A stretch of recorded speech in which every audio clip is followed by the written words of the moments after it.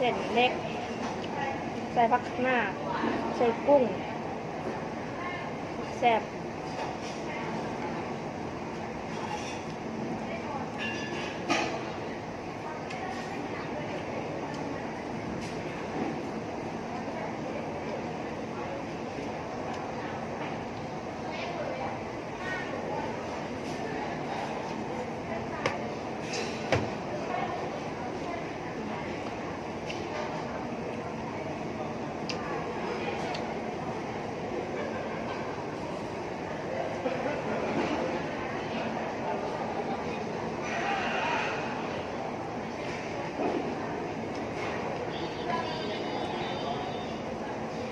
เห็นอยู่บ่เห็นพัดเส้นอยู่บ่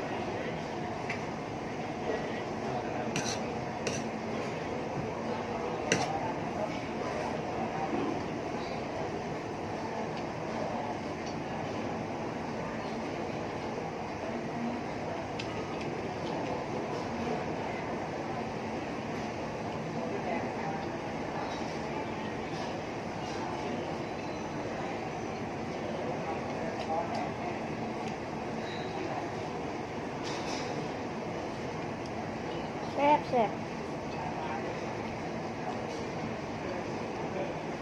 คำใหญ่กด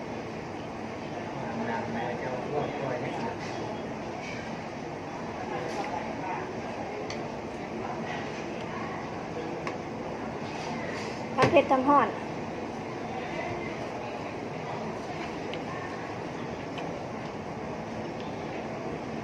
ทั้งเผ็ดทั้งฮ้อนค่ะ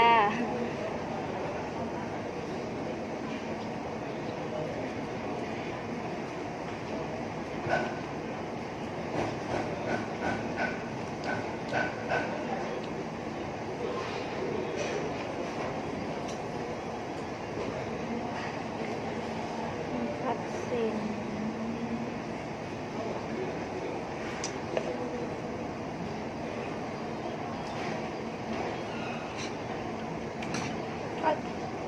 กินคนเดียวคือเก้าไม่มูกิน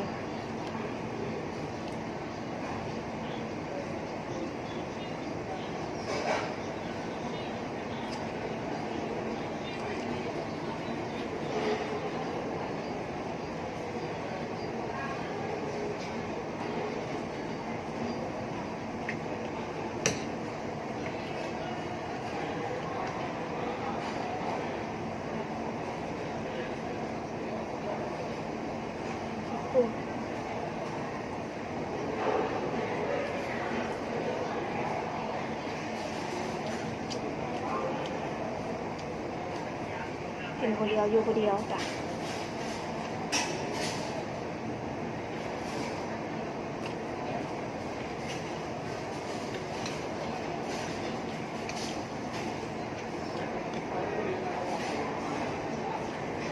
เผ็ด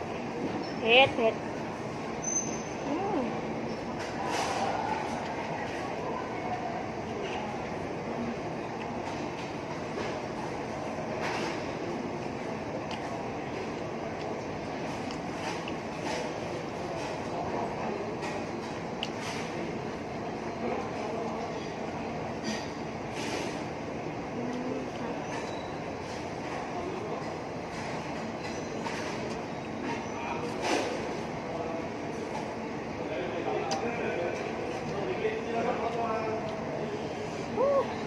เผ็ดเผ็ด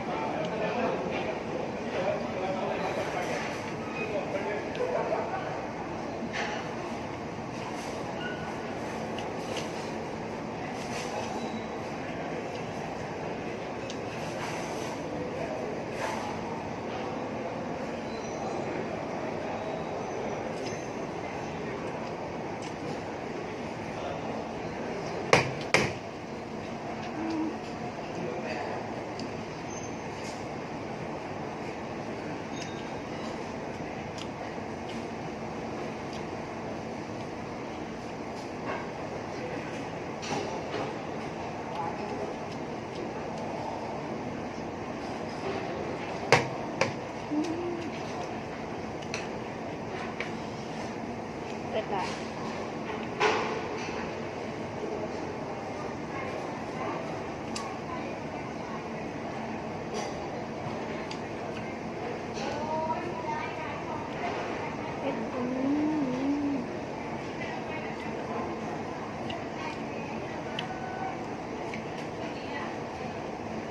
หลายๆหนึ่งเลยกินมือเดียวกินมาว่าหรอก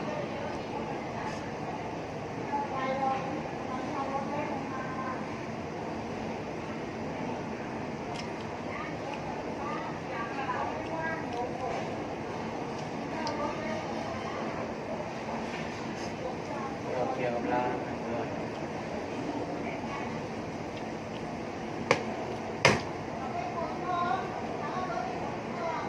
แล้วไปกินที่เลยบอกไว้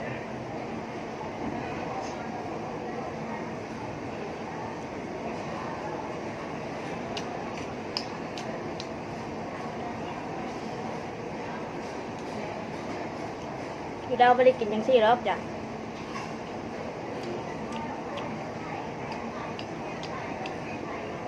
กินพัดหมี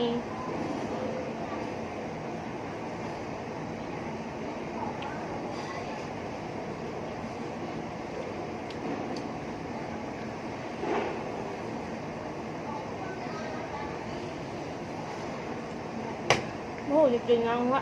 เบื่อกับเผา โอ้ยกินยาพี่น้อง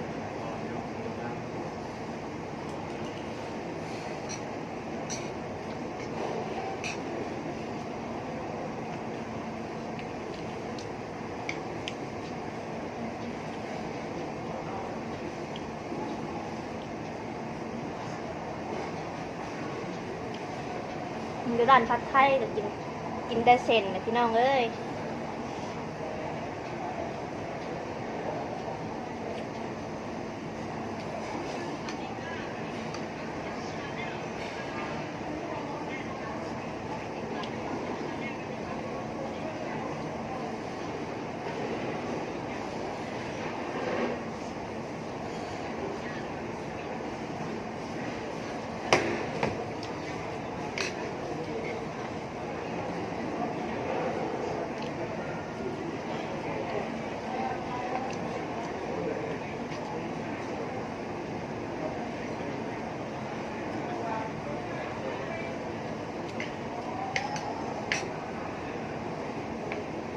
กินผู้เดียวอยู่ผู้เดียวเนาะ